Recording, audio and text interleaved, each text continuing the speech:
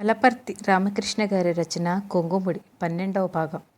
సెల్లార్లో ఏదో గొడవ జరుగుతుందని తెలిసి అక్కడికి వచ్చాడు షాపింగ్ మాల్ మేనేజర్. అతని మీద ఎగిరిపడ్డాడు వర్షిత్. ఇటువంటి వెధవలన వాచ్మెన్గా పెట్టుకునేది, ఆ అమ్మాయి మీద అఘాయిత్యం చేయిపోయాడు. సమయానికి స్టోర్ రూమ్ దగ్గరికి వచ్చాం కాబట్టి మాకు దొరికాడు.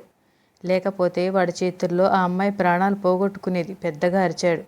సారీ సార్, వీడు మా రెగ్యులర్ ఉద్యోగి కాదు. మా దగ్గర పనిచేసే అబ్బాయి ఊరికి వెళ్తూ 4 రోజులు తన డ్యూటీ చేయమని వీడిని కుదిర్చాడు. వెంటనే పోలీసులకు అప్పగిస్తాం అన్నాడు మేనేజర్. షాపింగ్ మాల్ దగ్గర జరిగిన సంఘటన మర్చిపోలేకపోతున్నాడు వికాస్. ఇంటికి తిరిగి వచ్చాక కూడా 10 రోజులైనా తండ్రి ఎలా ఫైటింగ్ చేశాడో, సూరయ్యని ఎలా కొట్టాడో యాక్షన్ చేసి తల్లికి చెప్తూనే ఉన్నాడు. డాడీ గ్రేట్ అంటూనే ఉన్నాడు.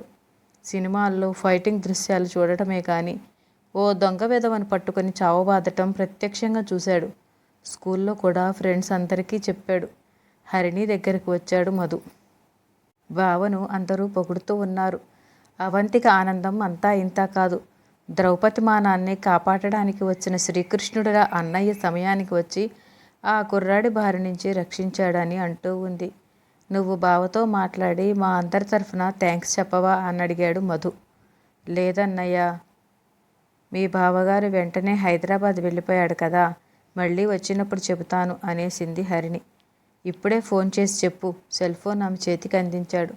వర్షిత్కు ఫోన్ చేయక తప్పలేదు. హలో, అవతల నుంచి అతని గొంతు వినిపించింది. నీ వాయిస్ ప్రొజెక్టెడ్ వాయిస్, గంభీరంగా మధురంగా ఉంటుంది. ఐ లవ్ యువర్ వాయిస్ అనేది ఎప్పుడూ అతనితో. నా వాయిస్ ఒక్కటే నచ్చిందా నీకు? నేను నచ్చలేదా నీకు? నేను గంభీరంగా కనిపించడం లేదా? బచ్చాగాడిలా కనపడుతున్నానా అంటూ చక్కెలిగింతలు పెట్టేవాడు తన పక్కన చేరి. ఆనందంతో త్రుళ్ళిపడుతూ అతని కవిగిట్లో ఒదిగిపోయేది. ఏవి ఆ మధురిమలు, ఏవి ఆ వలపు జల్లులు? హలో హలో అంటూనే ఉన్నాడతను. ఆ సెల్ ఫోన్ తనదని తెలుసు. తనే ఫోన్ చేసిందని వర్షిత్కి తెలుసు. తను చెప్పేదేమిటో వినాలని ఆరాటపడుతున్నాడతను. థ్యాంక్స్ అంది హరిణి. బాడవ పొలం దగ్గర రఘురామయ్య కనిపించాడు మౌర్యకు. ఏం బాబాయ్, మునిమాపు వేళలో పొలంలో తిరుగుతున్నావు అని అడిగాడు ఆయన పక్కనే నడుస్తూ. పొద్దు వాలిపోతూ ఉంది కదరా, 80 ఏళ్ళు వచ్చాయి. నాకంటే దృఢంగా ఉన్నారు. పొద్దు వాలిపోవటం ఏమిటి? ఈ వయసులో కూడా పొలాల్లో తిరుగుతున్నారంటే మిమ్మల్ని మెచ్చుకోవాలి. మీ వయస్సు మాకు వచ్చేసరికి ఇంట్లో నుంచి బయటకు కూడా కదలమేమో. నా సంగతేముంది కానీ మీ తాత గురించి చెప్పుకోవాలి. 100 ఏళ్ళు బతికాడు. 90 ఏళ్ళు దాటే వరకు పొలంలో పనిచేస్తూ ఉండేవాడు. అప్పుడు నేను నీ వయసులో ఉండేవాడిని. నాతో పేకాట ఆడేవాడు. ఒక్కరోజు గెలిచేవాడు కాదు. రోజు 5 రూపాయలు నాకు ఇచ్చేసేవాడు. పిల్లలు గలవాడిని ఉంచుకో అనేవాడు. నాకు ఉక్రోషం వచ్చేది. నువ్వు నాకు దానం ఇస్తున్నావా, ఆటలో ఓడిపోయి ఇస్తున్నావు? చూపు అనడం లేదేమో, పేకాట మానేయొచ్చు కదా అనేవాడిని మీ తాతను. నవ్వుకునేవాడు. నువ్వు చూడలేదు కానీ 6 అడుగుల మనిషి, బుర్ర మీసాలతో గంభీరంగా ఉండేవాడు. గిన్నెడు నెయ్యి పోసుకునేవాడు. 80 ఏళ్ల వయసులో ఆయనతో ఓ పందెం కాశాను. ఒక్కడే కోడినంతా తినేస్తానన్నాడు. తినలేవని అన్నాను. పందెం అన్నాడాయన. మా దొడ్లో కోళ్ళు పుష్కలంగా ఉండేవి. 10 కోళ్ళు ఇచ్చేస్తానన్నాను. నా ఎదుటే ఓ పెద్ద కోడిని తాటాకుల మంట మీద వేసి కాల్చాడు. కోడి తలని అక్కడే తినేశాడు. మా ఆవిడ కోడిని వండింది. గిన్నెడు కూర ఎదురుగా పెట్టాం. చుట్టుపక్కల ఆడవాళ్ళంతా ఆ తమాషా చూద్దామని మా ఇంట్లో చేరారు. అందరితో మాటలు చెబుతూ గిన్నెడు కూరంతా తినేశాడు. కూరతో పాటు గిన్నెడు అన్నం కూడా ఒక్క మెతుకు మిగల్చకుండా తినేశాడు. తిన్నది అరక్క అడ్డం పడతాడేమోననుకున్నాను.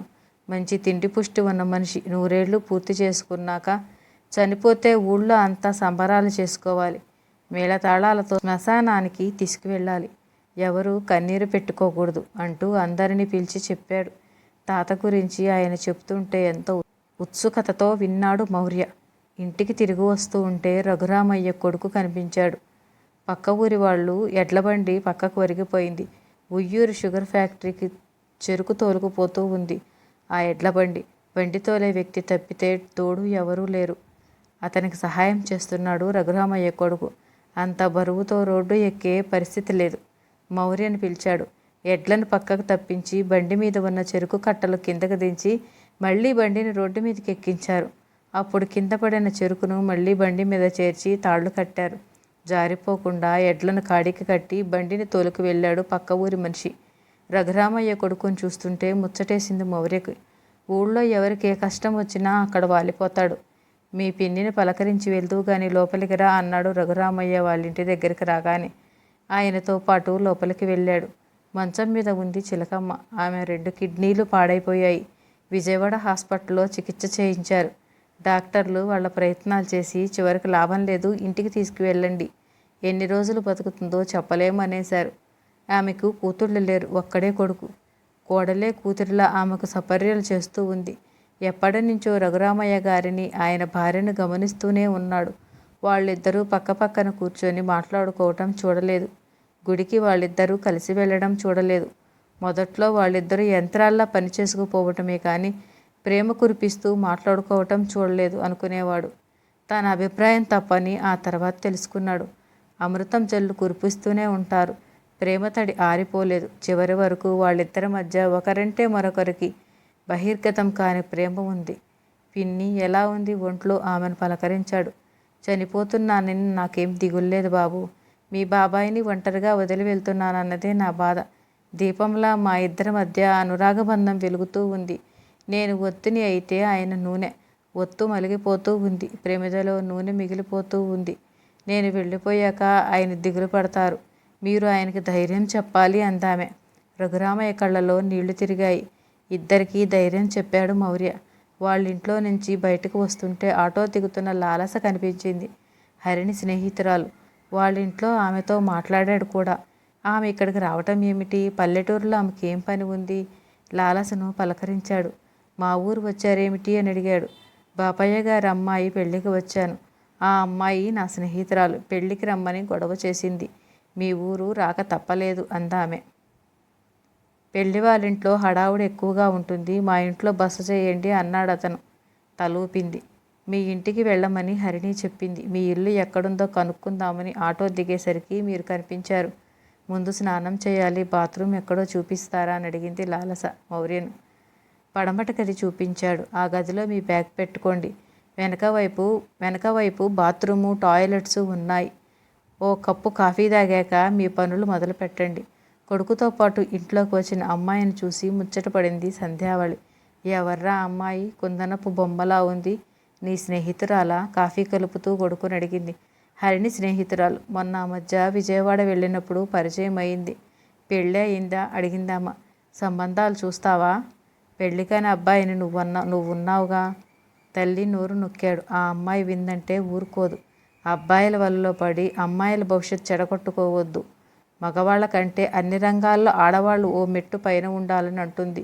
వేదికలు ఎక్కి ఉపన్యాసాలు ఇస్తుంది. చాలామంది ఆడపిల్లలు ఆ అమ్మాయి అంటే విపరీతంగా అభిమానిస్తారు. ఫోన్లో స్నేహితురాళ్లకు మెసేజ్ పంపించిందంటే 100 మంది అమ్మాయిలు మన ఇంటి ముందు ధర్నా చేస్తారు. ఆ అమ్మాయి ఇక్కడ ఉన్నన్నాళ్ళు ప్రేమ, పెళ్ళి అటువంటి మాటలు ఆమె చెవిలో పడకూడదు అన్నాడు. కాఫీ కప్పు తీసుకొని లాలస దగ్గరికి వెళ్ళింది సంధ్యావళి. నమస్కారం అండి అంది లాలస 2 చేతులు జోడిస్తూ. ఉబ్బి తబ్బిబ్బైపోయింది. చదువుకున్న పిల్ల తనకు నమస్కారం పెడుతున్నదంటే సాంప్రదాయపు వాసనలు ఉన్నాయనుకుంది.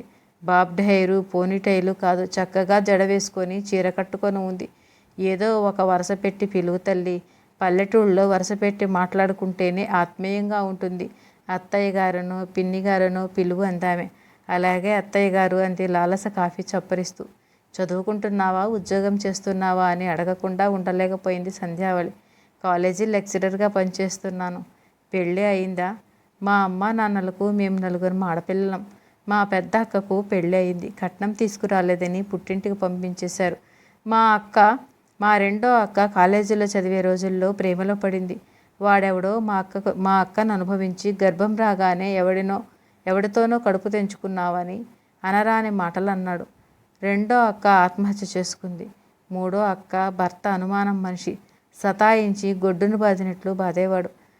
భర్త పోయాక కూడా సుఖపడటం లేదు. అత్తగారింట్లో ఉంటున్నది. కాలు బయటకు పెట్టనివ్వరు. ఆస్తి ఉన్నదన్న మాటే కానీ నచ్చిన చీర కొనుక్కునే స్వేచ్ఛ లేదు. అక్కడి నుంచి తీసుకువచ్చి ఏదైనా ఉద్యోగ ప్రయత్నం చేయండి అని మా నాన్నకు చెబితే నా మీద ఎగిరిపడతాడు. మగవాళ్ళంతా అంతే. ఇంట్లో పని చేయటం, పిల్లల్ని కనటం, ఆడవాళ్లకు బాధ్యత అంటుంటారు. సంపద మీద, సమాజంలో అన్ని వ్యవస్థల్లో, అధికారంలో ఆడవాళ్లకు వాటా ఉండదు. ఆడవాళ్లకు హక్కులంటే మగవాళ్ళకు ఎలర్జీ ఆవేశంతో చెప్పుకుపోయింది. లాలస మాటల్లో నిజం లేకపోలేదు అనుకుంది మౌర్య తల్లి. నువ్వు చెప్పే దాంట్లో నిజం లేకపోలేదు. మగవాళ్ళందరినీ ఒకే ఘాటున కట్టేయకూడదు. మగవాళ్లలో చెడ్డవాళ్ళు ఉన్నారు, ఆడవాళ్లలో చెడ్డవాళ్ళు ఉన్నారు. కోడల్ని హింసించే అత్తలు ఉన్నారు, భార్యను రాసి రంపాన పెట్టే భర్తలు ఉన్నారు. మగవాళ్లలో ఆడవాళ్ల కోసం పాటుపడిన మహానుభావులు ఉన్నారు. చలం, రాజారాం మోహన్ రాయ్, కందుకూరి వీరేశలింగం తనకు తెలిసిన విషయాలు చెప్పాలనే తాపత్రయంలో అంది సంధ్యావళి. నేనేం పురుషద్వేషిని కాదు అత్తయ్య గారు. సమాజం మగవాళ్ళ ఆధిపత్యంలోనే ఉందని అంటున్నాను. సమాన హక్కులు కాదు, పురుషుల కంటే ఎక్కువ హక్కులు, స్వేచ్ఛ ఉంటేనే సమాజం బాగుపడుతుంది. అది కాదమ్మాయి. సృష్టిలో స్త్రీ పురుషులకు అవినాభావ సంబంధం ఉంది. స్త్రీ లేనిదే పురుషుడు లేడు, పురుషుడు లేనిదే స్త్రీ లేదు. ఆ క్యాలెండర్లో శివుడు బొమ్మ చూడు. సగం తాను, సగభాగం పార్వతి, అర్ధనారీశ్వరుడు. ఆలు మగల అన్యోన్యత తెలియచేస్తుంది. ఇద్దరూ ప్రేమానురాగాలతో కలిసి ఉంటే జీవితం రసబంధురం అవుతుంది. మా ఎదురింట్లో ఒక ఆయన ఉన్నాడు. 65 ఏళ్ల వయసు. ఈ మధ్య భార్య చనిపోతే పక్కింటామను మనవాడాడు. ఆయన కంటే 2-3 ఏళ్ళు చిన్నదామె. ఆమె భర్త చనిపోయాడు. ఇప్పుడు వాళ్ళు చిలకా గోరింకల్లా హాయిగా ఉంటున్నారు జీవిత చర్మాంకంలో. గోడ పక్కన నిలబడి వాళ్ళిద్దరి సంభాషణ వింటున్నాడు మౌర్య. లాలస ఇంటికి వచ్చిన అతిథి. ఆమెతో వాదించి అమ్మాయి ఎక్కడ అమ్మాయి మనసు నొప్పిస్తుందేమోనని అతని కంగారు. అమ్మా, లాలసకు బాత్రూమ్ చూపించు, స్నానం చేస్తుందేమో అన్నాడు మౌర్య గదిలోకి వచ్చి. మా అబ్బాయి మాత్రం ఆడవాళ్లను దేవతల్లా భావిస్తాడు. ప్రేమించడమే గాని ద్వేషించటం తెలియదు కొడుకును పొగుడుతూ అందామె. నవ్వుకుంటూ బ్యాగ్లోని టవలు, సోపు బాక్సు బయటికి తీసింది. 2-3 చీరలు బయటకు తీసి వాటిల్లో చిలకపచ్చ రంగు చీర భుజాన వేసుకుంది. స్నానం చేశాక కట్టుకుందామని. సంధ్యావళితో బాత్రూమ్ వైపు వెళ్తూ, మీరు ఎక్కడికి వెళ్ళొద్దు. మా స్నేహితురాలి ఇల్లెక్కడో మీరే చూపించాలి. నాకు ఈ ఊరు కొత్త కదా. నేను ఇక్కడ ఉన్న 2 రోజులు మీరు నా పక్కనే ఉండి మీ ఊరిని, పొలాలు, తోటలు చూపించాలి అందామె. స్నానం చేసి చిలకపచ్చ రంగు చీర కట్టుకొని వచ్చింది. మంచులో తడిసిన ముద్దమందారంలా కనిపించింది. అతనికే ఆశ్చర్యంగా ఉంది. హరిణిని తప్పితే మరో అమ్మాయి కేసి ఎప్పుడూ తదేకంగా చూసేవాడు కాదు. ఎందుకో ఈ మధ్య ఆమె పెళ్ళైన అమ్మాయిని ఆమె భర్త ప్రేమించాలి, ఆరాధించాలి, కానీ తను ప్రేమించకూడదు. లాలస పరిచయం అయ్యాక అతని ఆలోచనలన్నీ ఆ అమ్మాయి చుట్టూ తిరుగుతూ ఉన్నాయి. ఆమెలో ఏదో ఆకర్షణ ఉంది. తేనె రంగులో ఉన్న ఆమె మేనిఛాయ ఎంతసేపు చూసినా తనివి తీరడం లేదు. ఆమె సన్నని నడుము చూస్తుంటే అక్కడంతా చిక్కుపోయి ఆ బలమంతా వక్షోజాలలో చేరినట్లు అనిపిస్తూ ఉంది. పద్మాల్లా ఉన్నాయి కళ్ళు. వాటికి కాపలా రతి మన్మధులు. ఎత్తిన ధనస్సులా కనుబొమ్మలు. అందాలన్నీ కూడబలుక్కొని నాభి దగ్గర చేరినట్లుగా అనిపించింది. రసఝరికి కేంద్రంలా ఉంది నాభి. సీరియస్గా మాట్లాడుతూనే మల్లెలు వెదజల్లినట్లు మధ్య మధ్యలో నవ్వుతూ ఉంది. వలపు అంటే ఆమెకి సరపడు. తనను వలపుల చెరసాలలో బందీగా ఎందుకు చేసింది? ఎవరికోసమన్నా ఎదురు చూస్తున్నారా అని అడిగింది లాలస అతని ఎదురుగా నిలబడి. నీకోసం ఎదురు చూడటంలో ఎంతో తీయదనం ఉంది అని అందామనుకున్నాడు. నోట్లో నుంచి ఆ మాటలు ఊడిపడలేదు. పదండి, పెళ్లి వాళ్ళింటికి. పెళ్లి కూతురికి ఫోన్ చేశాడు. అది ఒకటే హడావుడి చేస్తూ ఉంది. పెళ్లి కూతుర్ని చేస్తున్నారట. నేను దగ్గరుండి ఆ వేడుకలు చూడాలట అంది లాలస. బాపయ్య గారి అమ్మాయి నీలమ్మ పెళ్లికే లాలస వచ్చింది. పెళ్లివారిల్లు అవతల వీధిలో. వాళ్ళిద్దరూ మెల్లగా నడుచుకుంటూ పెళ్లివారింటికి బయలుదేరారు. ఊళ్ళో అందరి చూపులు వాళ్ళిద్దరి మీదే. అదేమిటి వాళ్ళంతా వింతగా చూస్తున్నారు? మనం సర్కసులో జంతువులమా? మొహం చిట్లిస్తూ అడిగింది. ఓ అమ్మాయి అబ్బాయి పట్నంలో కలిసి తిరిగినా, పార్కుల్లో ఒకరి మీద ఒకరు ఒరిగిపోయి ముద్దులు పెట్టుకున్నా పట్టించుకోరు. కానీ మా ఊరిలో అబ్బాయి అమ్మాయి పక్క పక్కన రోడ్డు మీద నడుస్తుంటే వాళ్ళకి విచిత్రమే. సినిమాలో ప్రేమ సన్నివేశం చూస్తున్నట్లు చూస్తారు అన్నాడు మౌర్య. రోడ్డు మీద నడవటం కూడా ఒక విచిత్రమేనా? ఇందులో ప్రేమ సన్నివేశం ఏముంది? అందుకే నాకు 2 అక్షరాల ప్రేమ పదం తలుచుకుంటేనే చిరాకు వచ్చేస్తుంది. ప్రేమ పేరుతో 20 ఏళ్ళు కూడా నిండని యువత పార్కుల్లో, రెస్టారెంట్స్, సినిమా హాల్స్లో టైం అంతా వృధా చేస్తున్నారు. వాళ్ళ మధ్య ఉన్నది ప్రేమ, ఆకర్షణ వాళ్ళకే తెలియదు. చదువుల కోసం పట్టణాలు చేరతారు. తల్లిదండ్రులు దూరంగా ఉంటారు కాబట్టి వాళ్ళకి ఎటువంటి అడ్డంకులు ఉండవు. చదువుకోవాల్సిన సమయంలో చదువుకోకుండా, పరీక్షలప్పుడు రాత్రి పగళ్ళు పుస్తకం ముందు పెట్టుకొని కునికిపాట్లు పడుతూ ఉంటారు. ప్రేమ ఓ ఫ్యాషన్ అయిపోయింది. ప్రేమించమని వేధించేవాళ్ళు కొందరు, మాయమాటలు చెప్పి అమాయకమైన ఆడపిల్లలను ప్రేమలోకి దించేవాళ్ళు మరికొందరు, యాజిడ్ పోసేవాళ్ళు కొందరు, అత్యాచారం చేసేవాళ్ళు కొందరు. ఉపన్యాసాలు ఇవ్వటం ఆమెకు అలవాటైపోయింది. నాన్ స్టాప్గా మాట్లాడుతూనే ఉంది. పెళ్లి వాళ్ళింటి దగ్గరికి వచ్చే వరకు. పెళ్లి వాళ్ళింట్లో వాతావరణం ఆమెను పూర్తిగా మార్చేసింది.